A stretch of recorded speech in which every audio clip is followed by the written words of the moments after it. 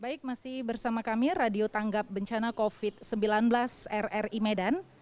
Selama 30 menit ke depan kami akan mengajak Anda mengikuti perbincangan melalui program Dialog Luar Studio siaran khusus Tanggap Bencana COVID-19 langsung dari Rumah Dinas Gubernur Sumatera Utara Jalan Jenderal Sudirman Medan.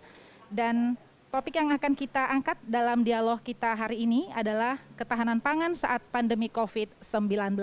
Dan untuk membahasnya saat ini bersama saya sudah ada dua narasumber, langsung saja saya perkenalkan. Yang pertama adalah Kepala Dinas Perindustrian dan Perdagangan Sumatera Utara, Bapak Zoni Waldi. Selamat siang Pak Zoni. Selamat siang, Assalamualaikum warahmatullahi wabarakatuh. Selamat siang pemirsa yang kami sayangi dan kami banggakan. Baik, dan narasumber kedua kita adalah pengamat ekonomi Sumatera Utara Bapak Gunawan Binyamin. Selamat siang Pak Gunawan. Selamat siang para pendengar semuanya. Ya baik Pak Gunawan dan Pak Zoni Waldi dan tentunya pendengar RRI dimanapun Anda berada. Kita ketahui bahwa dampak dari pandemi COVID-19 ini telah merusak beberapa tatanan kehidupan manusia, tidak hanya kesehatan tetapi juga sosial ekonomi. Salah satunya adalah ketahanan pangan. Bagaimana pemerintah menjaga ketahanan pangan di saat pandemi COVID-19 saat ini, apalagi saat ini kita akan memasuki bulan suci Ramadan. Saya langsung saja yang pertama ke Pak Gunawan Binyamin ini. Boleh. Pak Gunawan, kalau kita bicara mengenai ketahanan pangan, apalagi di saat pandemi COVID-19 saat ini, sejauh apa gitu Bapak melihat dampak dari COVID-19 ini terhadap ekonomi masyarakat Pak, terutama ketahanan pangannya? Oke. Kalau kita ngelihat dari pantauan kita selama COVID-19 berlangsung ini, memang masyarakat itu menjaga jarak memang udah dilakukan walaupun tidak optimal 100% gitu ya. Tetapi memang pada dasarnya kalau kita melihat ada penurunan tren kunjungan ke pasar-pasar tradisional maupun pasar modern. Ditambah lagi pasar modern yang mengalami penutupan. Jadi memang pada dasarnya itu kita mengetahui bahwasanya saat pandemik seperti ini itu banyak perusahaan yang menutup usahanya, banyak karyawan yang ditutup, yang terpaksa harus dirumahkan ataupun di PHK. Tetapi memang masalah yang mendasar adalah bagaimana mungkin nantinya kalau seandainya harga-harga kebutuhan pokok ini tidak terkendali, kan gitu. Tetapi alhamdulillah sampai hari ini itu harga-harga kebutuhan pokok masyarakat masih sangat terkendali dan kita sangat berterima kasih kepada pemerintah dalam pengendalian tersebut. Nah, yang sejauh ini yang perlu kita khawatirkan ke depan adalah nasib petani kita. Petani kita sejauh ini mengeluhkan terkait dengan tren penurunan harga kebutuhan komoditas yang mereka jual. Di sini kan kita seperti tahu bahwasanya harga cabai rawit pada pagi hari ini tuh sudah di kisaran 14 ribuan rupiah per kilogram. Terus cabai merah di kisaran 20 ribuan. Ini kan sebenarnya udah mendekati harga break even pointnya petani di kisaran 12.000 hingga 15.000 rupiah per kilogramnya. Semakin murah petani semakin dirugikan. Tetapi dari sisi konsumen ini diuntungkan. Namun demikian kita melihat kan tren konsumsi yang menurun belakangan ini juga diakibatkan oleh banyaknya usaha-usaha kuliner yang terpaksa harus tutup, banyak perkantoran yang juga membatasi ruang gerak ekonominya, dan banyak masyarakat yang juga lebih banyak berdiam di rumah. Jadi memang dampak dari COVID-19 ini secara keseluruhan belum mempengaruhi, belum membuat ketahanan pangan kita itu terganggu. Pada dasarnya seperti itu. Tetapi yang menjadi persoalan adalah sampai sejauh mana corona ini akan berlangsung nantinya. Ini kan kita juga belum tahu. Terus sampai sebatas mana pemerintah nanti ini akan melakukan pengendalian terhadap kebutuhan pokok baik dari sisi harga maupun dari supply-nya. Ini kan juga belum tahu. Selama corona ini masih terus menjangkiti masyarakat, maka semakin lama kita akan menemukan kesulitan-kesulitan dalam pengendalian kebutuhan pokok maupun dari sisi harganya itu sendiri. Nah, kalau kita lihat dari tren harga, sebenarnya yang mahal itu cuma gula pasir, bawang merah, dan minyak goreng. Kan itu, selebihnya ini turun semua. Lainnya cenderung turun ya? Selebihnya cenderung turun. Nah, kita melihat pemberlakuan PSBB di sejumlah wilayah itu mengakibatkan jalur distribusi bawang merah terganggu. Alhasil bawang merah harganya bergerak ke kisaran di atas 40 ribuan. Saat ini di kisaran 43 hingga 46. Cukup mahal. Bayangin, ini mahal sekali. Padahal hari normal hanya di kisaran 25 hingga 33. Terus kalau kita bicara mengenai harga gula pasir, nah ini memang kewenangannya pemerintah pusat. Jadi memang di sini kita sangat berharap, kemarin Pak Menko Perekonomian Bapak Erlangga Hartarto menyatakan bahwasanya gula pasir akan masuk ke wilayah Indonesia itu di awal Mei 2020. Jadi kalau seandainya di awal Mei 2020 ya kita berharap ini bisa menekan harga gula pasir di masyarakat yang sejauh ini tuh sudah naik di atas 18 ribuan. Sekarang harganya 18.000 hingga 22. Bayangin, ini mahal banget. Padahal harga eceran tertingginya ditetapkan pemerintah 12.500. Wah, udah jauh sekali. Jauh ya? sekali, ini jauh sekali. Jadi kita berharap pemerintah pemerintah pusat segera mengambil tindakan, impor segera dibuka kerannya, dan kita berharap penunjukan untuk pengolahan gula mentah maupun gula rafinasi ini segera dilakukan. Sehingga kita masyarakat yang muslim pada umumnya ini akan merasa tenang menjelang Ramadan nanti. Dan kita berharap masyarakat juga tenang pada saat kondisi COVID-19 ini nanti katakanlah dengan tanda kutip memburukkan gitu ya. Kita nggak mau itu semua terjadi. Tapi kita harus siap dengan segala kemungkinan terburuknya kan gitu. Nah, yang saya upayakan, yang saya sarankan adalah bagaimana pemerintah nantinya bisa menyediakan kesediaan pasokan bahan pangan selama Ramadan. Itu yang penting. Karena memang baik jalur distribusi maupun jalur dari distribusi impor barang dari luar negeri juga bermasalah pada sejauh ini, dan jangan sampai nantinya COVID-19 ini justru memicu kenaikan harga yang signifikan atau mungkin barangnya tidak ada sama sekali. Ini kan bisa membuat masyarakat makin panik. Nah, kita berharap walaupun sejauh ini memang semuanya dalam kondisi normal, semuanya dalam kondisi baik, tapi kita berharap nih tidak ada tidak ada fluktuasi harga yang cukup signifikan yang nantinya bisa membuat masyarakat semakin kedederan lah gitu ya, semakin kesulitan lah menjelang selama perayaan Ramadan hingga Idul Fitri nantinya. Baik Pak Gunawan, kita ke Pak Zoni Waldi. Pak, tadi disebutkan Pak Gunawan sebenarnya nih ya COVID-19 belum begitu berdampak terhadap ketahanan pangan kita. Nah, kalau untuk di Sumatera Utara sendiri artinya nih untuk stok ataupun ketersediaan pangan kita sejauh ini cukup aman atau bagaimana nih Pak? Baik, selamat siang para pendengar RRI yang berada di seluruh Nusantara. Dapat kami sampaikan, ya sebagaimana sampaikan tadi Pak Gunawan dari pengamat bahan pokok penting ya di Sumatera Utara ini, bahwa ketersediaan bahan pokok dari Sumatera Utara pada umumnya itu berada dalam kondisi aman, dan bahkan untuk beberapa komoditas itu kita berada di surplus. Ya, artinya ketahanan pangan kita di Sumatera Utara baik. Namun demikian khusus gula gula pasir inilah di beberapa waktu yang lalu ketersediaannya di Sumatera Utara itu tidak cukup dari kebutuhan kita. Kebutuhan masyarakat Sumatera Utara ini dari tahun ke tahun kami lihat datanya itu kebutuhan kita 1 bulan gula putih itu kurang lebih 21.000 ton. 21.000 ton. 21.000 ton sebulan, Pak. Per tahun. Oh, per tahun. Per tahun ya, 21.000 ton per tahun. Sedangkan pemenuhan dari kebutuhan ini kurang daripada itu. Nah, beberapa waktu yang lalu, hari-hari, minggu-minggu kemarin tuh gula yang ada di Sumatera Utara ini di gudang-gudang distributor itu sudah keluar semua. Artinya hanya sudah ada di tangan-tangan agen yang di bawah beliau, di bawah dia. Terus kemudian karena kurangnya gula ini, makanya harga tadi dari head yang seharusnya 12.500 sampai di pasar rakyat kita di Kota Medan paling tinggi itu ada Rp19.000. Nah, kemudian pemerintah membuat kebijakan yaitu memberikan alokasi penugasan mengolah gula industri, khususnya gula rafinasi untuk menjadi gula kristal putih atau gula pasir yang kita kenal. Itu baru sampai di Sumatera Utara minggu ini.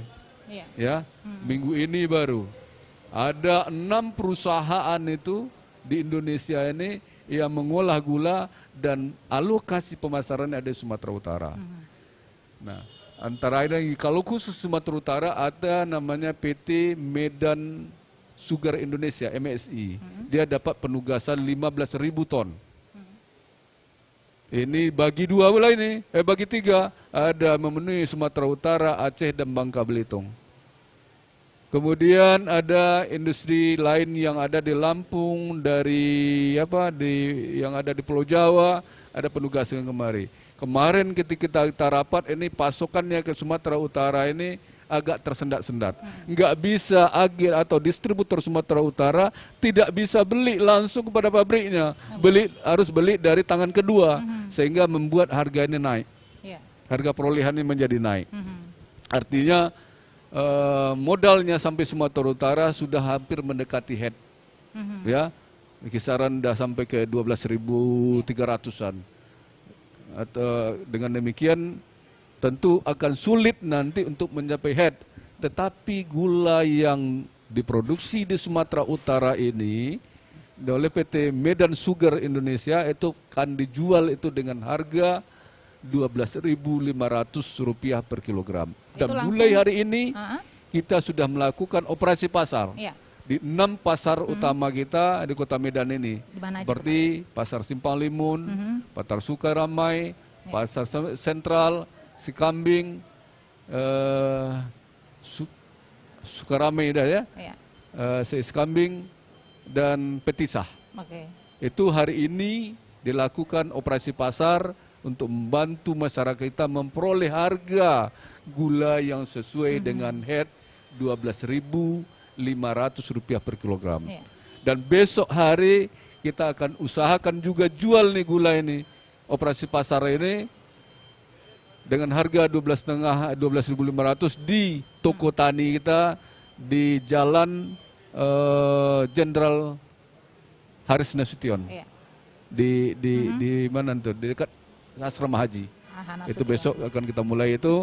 Sehingga dengan demikian harga gula yang non penugasan bisa tertarik turun. Dan ini akan dilakukan tiap hari. Sampai selama Ramadan. Tiap hari selama Ramadan sampai nanti Idul Fitri ya akan dilaksanakan itu. Sampai harga juga betul-betul turun ke level yang terjangkau oleh masyarakat.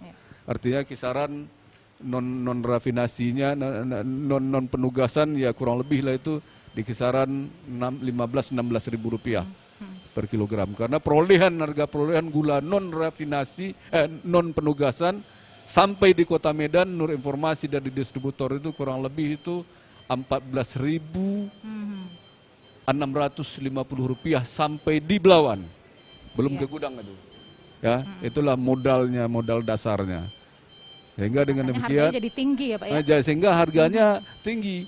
Nah, kita operasi pasar kita dari pabrik, dari distributor ya, pabrik distributor sama kita kerjasama langsung kita ke pasar. Sehingga memutus mata rantainya. Makanya angka Rp12.500 tadi itulah angka penjualan. Tapi itu hanya bisa didapatkan di toko tani tadi atau hanya di bisa di toko tani dan 6 pasar itu 6 tadi. Pasar tradisional ya, yang setiap pasar itu setiap pasar nanti akan diberikan itu kuotanya 1 ton. 1 ton ya Pak 1 ton ya. Ya, sekira kalau 1 kilo 1 orang untuk 1.000 orang. Kalau 2 kilo maksimal dia beli, tentunya cukup untuk 500 orang. Itu hari ini, besok lagi. Baik. Sehingga dengan demikian harga akan berlaku normal. Kemudian ya gimana stok gula tadi kurang karena keran impor sudah dibuka, namun demikian negara penghasil gulanya sendiri masih lockdown. Dari India misalnya, dari Thailand misalnya kan, itu masih lockdown. Nah inilah masalahnya. Permasalahan kita gula. Kalau untuk gula pasir ya Pak ya. Gula pasir. Kalau untuk yang lain, komoditi yang lain tidak komoditi ada. yang lain kita bawang merah aja.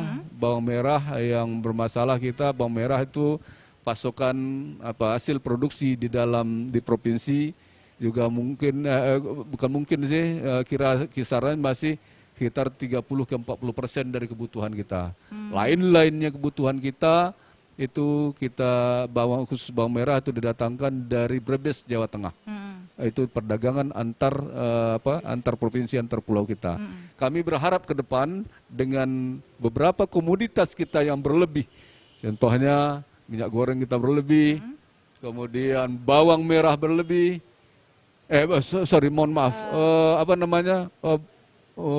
cabai merah kita lebih. Ya, harapan kita ini kita bisa nanti jual antar pulau dengan teman lain. Kita jual sama beliau bawang, kita beli bawang merah, kita jual cabai merah ya. Jadi ini upayanya seperti itu ya Pak ya. Itu sistem barter juga. Artinya ke depan kita akan galang nanti kerjasama perdagangan antar provinsi, antar pulau di Indonesia ini.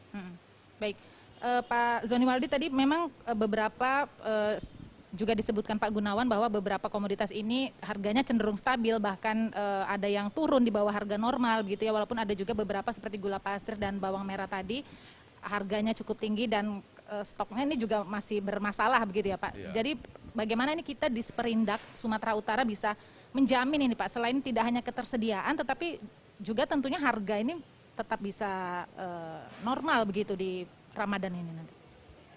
Ya, untuk menjaga komoditas terutama kita yang surplus dan harganya rendah ya, jangan nanti petani juga rugi ya. Tentunya ke depan di Seperindak, dan itu adalah tugas kita bersama ya. Kita pemerintahan tugas kita bersama ke depan untuk menjaga ini.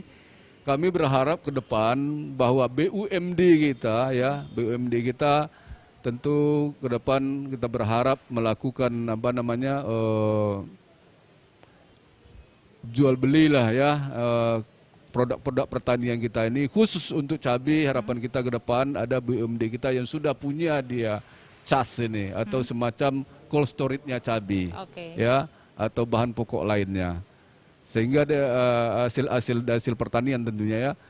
Nah, dengan demikian ketika harga cabainya turun, pemerintah melalui BUMD-nya bisa beli. Kalau di Seperindaknya kan kita hanya kebijakan, tidak ada tidak bisa kita sampai ke situ. Jadi kita bergerak, harapan kita ada ke depan BUMD kita yang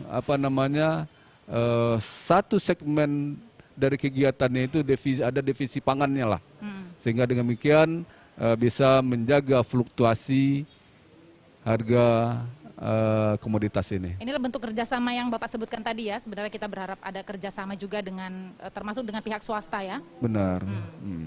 Dengan swastanya sendiri ya. Pak, kalau untuk pengawasan sendiri gitu ya, terkait pengawasan kita tahu memang kita harapkan harga-harga ini bisa stabil begitu ya, apalagi selama Ramadan. Untuk pengawasan sendiri seperti apa sih yang dilakukan di Seperindak untuk bisa menjamin ini begitu Pak? Nah, kita ya di dalam pengawasan kita setiap hari petugas kita ada di 6 pasar tradisional yang ada di Kota Medan ini ada. Di samping itu juga ada di UPT kita yang ada di daerah juga memantau harga bahan pokok kita ini. Setiap hari kita update hari itu, ya, tiap Pak? hari. Maka kita tahu perkembangan harga seperti gula tadi kan. Gula sebelumnya 18-19. Ya kan, itu dengan rata-rata 18,5 ya, ada 1 kilo. Khusus kemarin itu kemarin hari Selasa harga sudah turun Rp417 per kilo.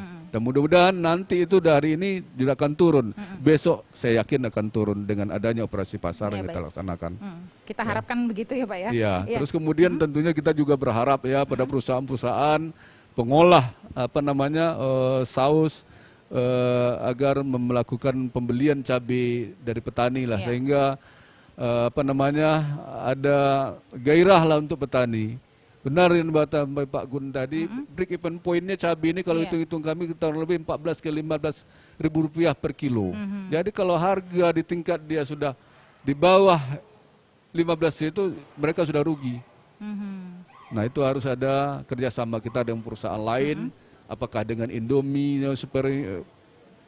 mie lah, pabrik mie ya, yang Indofood lah kita katakan, ini akan kita coba nanti ke depan ini ya, kerjasama ya, sehingga mereka bisa membeli cabai dan mengolahnya dalam bentuk lain. Iya, baik Pak Gunawan tadi sebenarnya seperti apa sih Pak harusnya ini pemerintah daerah begitu ya bisa mengintervensi agar harga tidak hanya ketersediaan yang cukup begitu ya, tapi juga harga ini bisa tetap stabil begitu? Sebenarnya sih kalau kita ngelihat di lapangan tidak ada yang perlu diintervensi memang. Pada dasarnya sih kayak gitu. Karena kalau ngelihat tren perkembangan harga di pasar saat ini itu kan mekanismenya udah benar. Jadi banyak harga-harga yang mengalami penurunan. Jadi kalau diintervensi lagi kan ini ribet urusannya. Tapi kalau intervensinya adalah beli, ya mungkin bisa jadi solusi tadi. Tapi kan Pak John tadi udah bilang bahwasanya beliau berharap ada banyak perusahaan-perusahaan saus yang mau beli cabai dari petani. Ini sebenarnya cabai memang harganya lagi terpuruk-puruknya. Yang kita mengkhawatirkan ini daya beli petani ini juga semakin anjlok. Kalau seandainya Pak John tadi beliau mengatakan bahwasanya dia mau mengintervensi gula, ini bagus. Iya. Nah, jadi yang perlu diintervensi sebenarnya hanya gula di sini. Gula Kalau pasir. untuk bawang merah, ini sebenarnya kalau seandainya tidak ada pemberlakuan PSBB di wilayah Pulau Jawa, tidak ada masalah penyebaran COVID-19, saya yakin harga bawang merah itu bisa stabil di kisaran 25 hingga 30. Cuma kan yang jadi persoalan saat ini itu yang dikeluhkan oleh para distributor itu seperti ini. Mereka membawa barang dari katakanlah Brebes atau mungkin wilayah Jawa Tengah dan Iya, sekitarnya, iya. masuk ke wilayah Sumatera Utara. Pulang mereka nanti supirnya harus karantina 14 hari. Nah, Ini kan merugikan buat Iya. mereka sehingga mereka memilih untuk tidak melakukan penjualan. Iya. Nah, di sini sebenarnya menjadi gangguan pasokan bawang merah yang ada di wilayah Sumatera Utara. Kalau kita mengandalkan wilayah Tongging, Samosir dan sekitarnya, ya ada, tapi kan tidak cukupi secara agregat itu tidak mampu mencukupi kebutuhan masyarakat Sumatera Utara. Beliau tadi Pak John sudah mengatakan bahwasanya ini hanya 30 hingga 40%. Iya. Yes, ya memang seperti itu. Angkanya itu hanya segitu. Selebihnya dari Solok, ya kan ya, selebihnya dari Jawa Tengah, Jawa Timur, semuanya tuh di situ, tapi pusatnya itu ada di Brebes. Nah, ini masalahnya. Jadi kalau seandainya pemerintah mau melakukan intervensi dan menstabilkan harga, memang fokusnya di gula dulu aja deh. Di gula dulu. Kalau masalah bawang merah saya pikir ini cuma masalah distribusi yang kalau seandainya memang harganya bisa diturunkan, coba dicari caranya yang lain itu bentuk kebijakan apa yang bisa dilakukan, digali dengan kerjasama wilayah lainnya. Takutnya kan kayak gini ya, distribusi barang dari Jawa ini tersendat di wilayah Jabodetabek karena ada PSBB gitu kan ya, terus nanti balik harus ada karantina. Nah ini sebenarnya ada nggak aturan-aturan atau mungkin dibuatlah sebuah aturan yang bisa memperlancar hal tersebut sehingga tidak terjadinya kenaikan harga yang cukup signifikan pada Iya. harga bawang merah itu tadi. Tetapi kan pilihannya kan rumit. Iya. Mau masalah ekonominya terjaga atau ini masalah nyawa kan gitu kan ya. Nah ini yang jadi kondisinya itu kayak si malakama lah buat pemerintah. Jadi saya berasumsi ya ini wajar lah terjadi ya kenaikan harga bawang merah ini sekalipun ini menyengsarakan masyarakat, tapi memang kondisinya itu memaksa harganya untuk naik gitu loh. Jadi kita semua harus paham gitu, masyarakat juga harus ngerti bahwasanya ini harga tidak bisa dikendalikan dengan semudah membalikkan telapak tangan begitu saja gitu ya. Nah, jadi memang fokusnya tetap intervensi di gula pasir. Selanjutnya kalau bisa kita berharap ini Pak John untuk harga minyak goreng Bapak. Minyak Iya. goreng ya. Kita tahu bahwasanya harga CPO tuh di Januari di 2.700 ringgit Malaysia per tonnya. US dollar sempat menguat dan rupiah melemah di kisaran 17.000.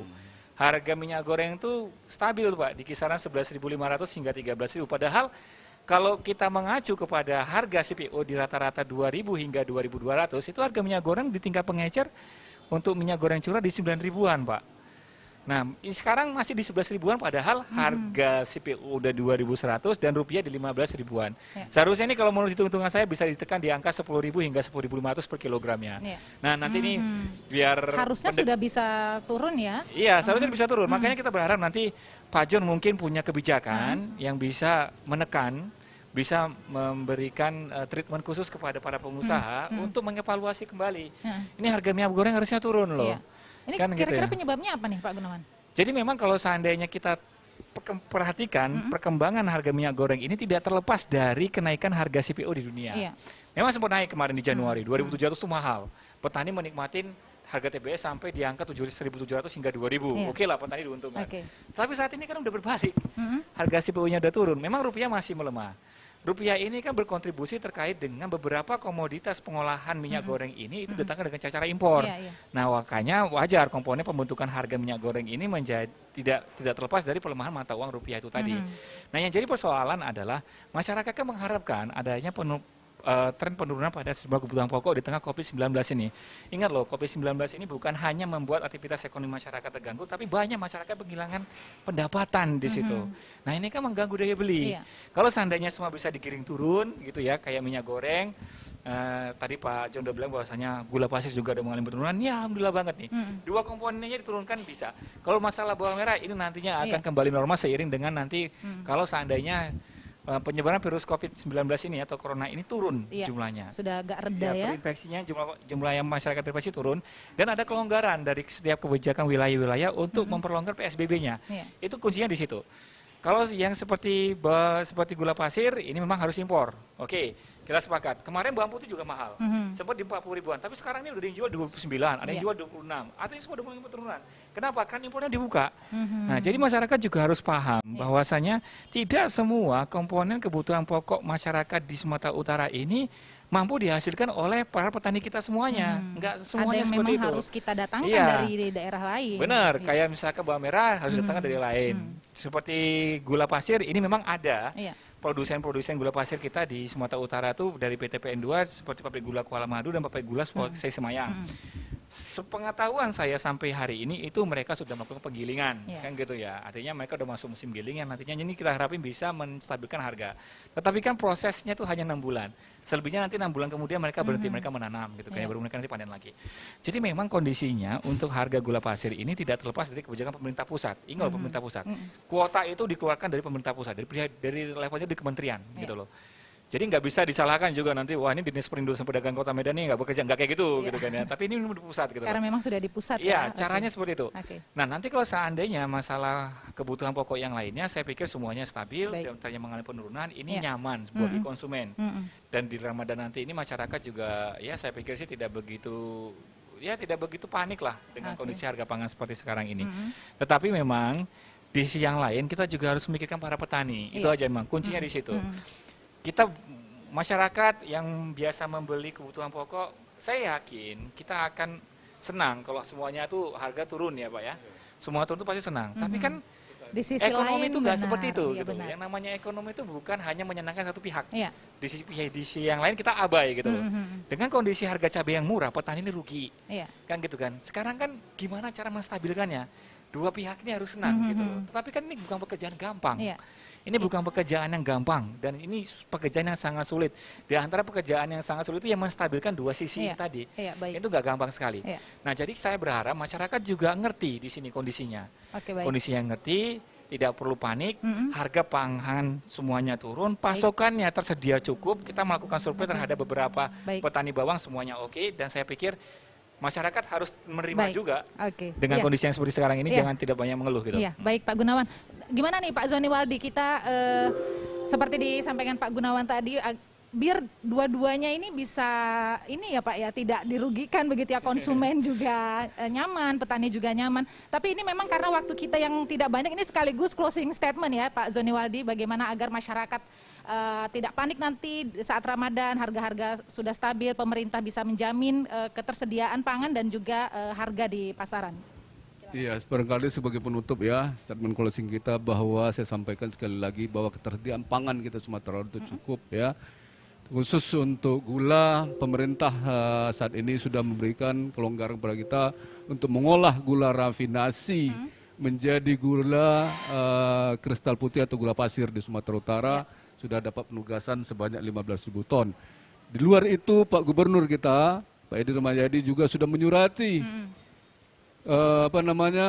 Kementerian Menteri Perdagangan meminta penambahan alokasi pengolahan gula itu.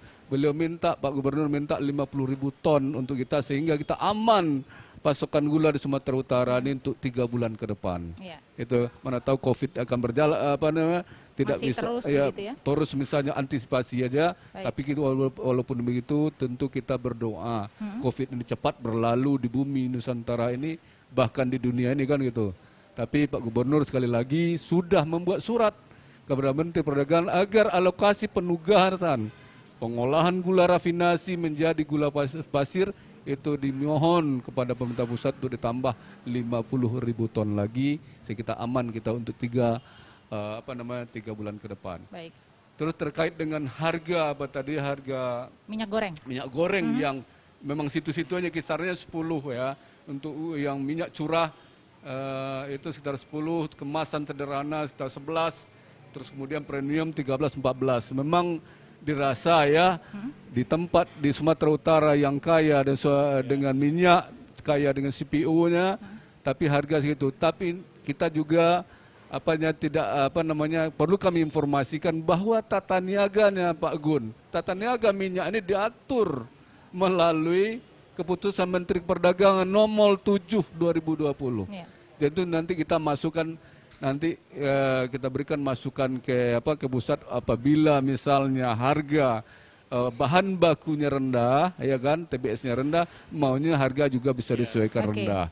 Baik. Ada 3 komoditi barangkali, 3 barang yang saya cermati, yang saya saya merenung, tapi kami melihat kenapa bisa demikian. Contoh, tadi ketika sawit misalnya harga 1.500 rupiah per kilogram TBS-nya, itu harga minyak tetap aja begitu, bahkan naik. Terus begitu enggak bisa. Terus kemudian ketika TBS-nya 700 sampai 600 rupiah, 600 sampai 700 rupiah tingkat petani, itu harga minyaknya enggak pernah turun. Nah, itu harus dijawab. Itu yang pertama. Yang kedua, karet. Karet yang produk karet dan turunannya. Ban naik, ban dalam naik, ban mobil naik, sarung tangan bisa naik, tetapi karetnya tetap murah aja. Oke, baik. Baik Pak Zoni Waldi, memang keterbatasan. Harapan kami tentu akan memberikan masukan ke depan kepada pemerintah pusat. Selama ini kita provinsi tidak diminta ini tanggapan kita, saran pendapat kita untuk sebagai materi di dalam menetapkan keputusan head tadi. Baik. Saya kira demikian. Ya, baik. Terima kasih Pak. Terakhir singkat saja Pak, closing statement. Ya, jadi masyarakat nggak perlu panik. Semua stoknya aman, harganya juga terjangkau. Jadi selamat menunaikan ibadah puasa Ramadan dan tidak perlu ada aksi panik buying di lapangan. Terima kasih. Itu aja. Baik, terima kasih Pak Zoni Waldi, Kepala Dinas Perindustrian dan Perdagangan Sumatera Utara, juga Pak Gunawan Binyamin, pengamat ekonomi Sumatera Utara. Pendengar dan pemirsa, akhirnya usai sudah kebersamaan kita dalam dialog luar studio Radio Tanggap Bencana COVID-19 RRI Medan dengan topik kita hari ini, ketahanan pangan saat pandemi COVID-19. Akhirnya saya Indra Widyastuti mewakili seluruh tim kerabat kerja yang bertugas mengucapkan terima kasih atas perhatian Anda. Sampai jumpa. Kita tahu semua saat ini virus COVID-19 telah memasuki fase yang tidak baik dan sangat mengkhawatirkan. Saya meminta seluruh masyarakat agar mengisolasi diri di rumahnya masing-masing hingga keadaan yang lebih baik.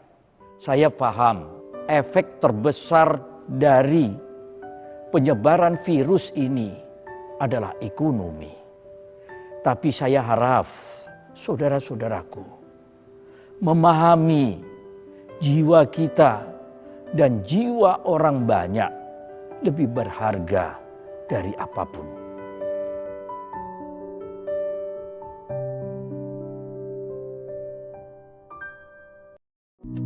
Wabah virus corona bisa kita hindari bila mereka yang terkena penyakit ini melakukan isolasi diri. Tidak semua pasien corona harus dirawat di rumah sakit. Mereka yang tidak termasuk kelompok rentan cukup melakukan isolasi diri di rumah.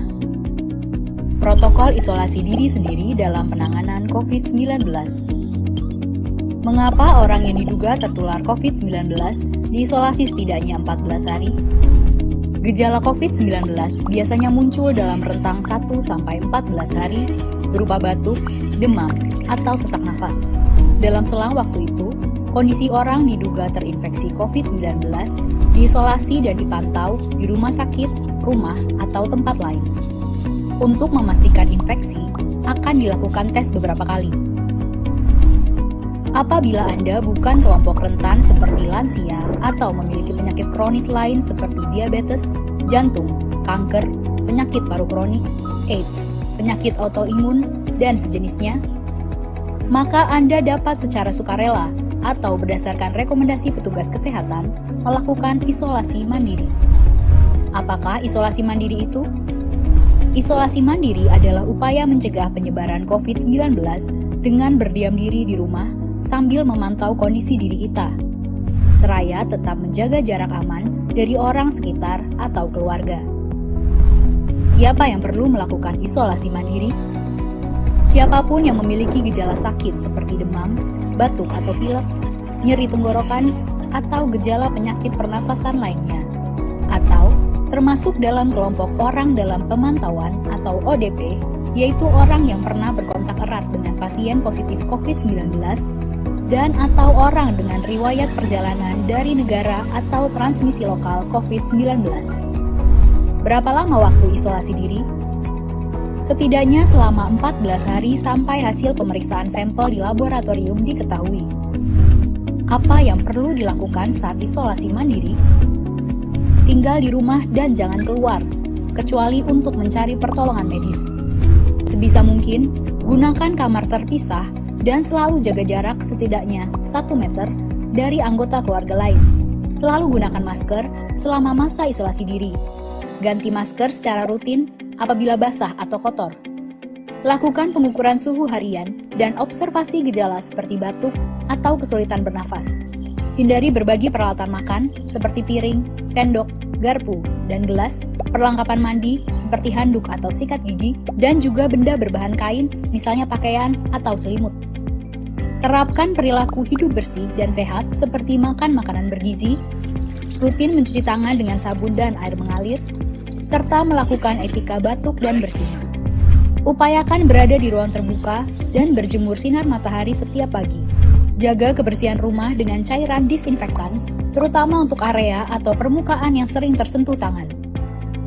Hubungi segera fasilitas layanan kesehatan bila sakit memburuk, seperti mengalami sesak nafas. Apa yang tidak boleh dilakukan saat isolasi mandiri? Tidak boleh keluar rumah, termasuk untuk bekerja, apalagi ke ruang publik. Bila sangat terpaksa harus keluar, gunakan masker dan hindari transportasi publik atau tempat ramai. Tidak boleh berbagi alat makan, mandi, dan pakaian bersama anggota keluarga lainnya. Cuci peralatan makan dan pakaian secara mandiri, terpisah dari anggota keluarga lain.